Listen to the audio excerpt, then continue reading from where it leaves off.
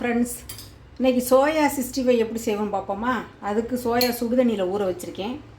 அரிசி மாவு, கார்ன்ஃப்ளவர் மாவு, கொஞ்சம் லெமன் ஜூஸு. இது சிக்கன் 65 மசாலா, சிக்கன் 65 மசாலா, கரம் மசாலா, மஞ்சள் தூள், மிளகாய்த்தூள், இது சிக்கன் 65 மசாலா. எப்படி செய்வோம் பார்ப்போமா. ஒரு மிக்சிங் பவுல் எடுத்து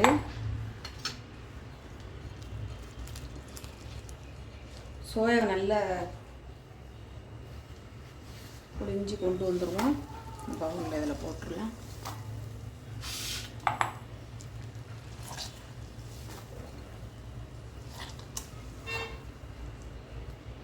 இதில் அரிசி மாவு, கார்ன்ஃப்ளவர் மாவு,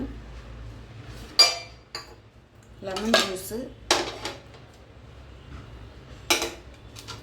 சிக்கன் 65 மசாலா, சில்லித்தூள், கரம் மசாலா, மஞ்சள் தூள் இதெல்லாம் ஆட் பண்ணிடுவோம். 1 மணி நேரம் ஊற வச்சுருவோம். நல்லா மிக்ஸ் பண்ணிவிட்டு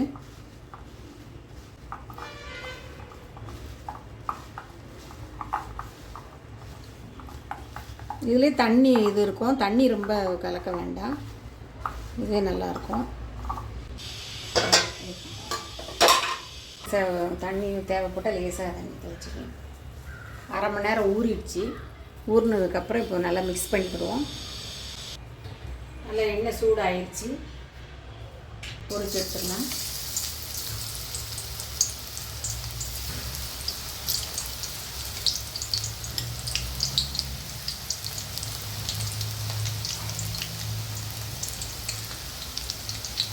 உடனே இது பண்ண வேண்டாம், 2 நிமிஷம் ஆகட்டும்.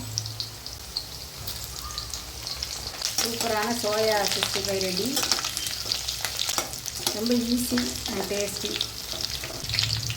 இது சர்விங் பவுல். நீங்களும் ட்ரை பண்ணி பாருங்கள். Thank you friends.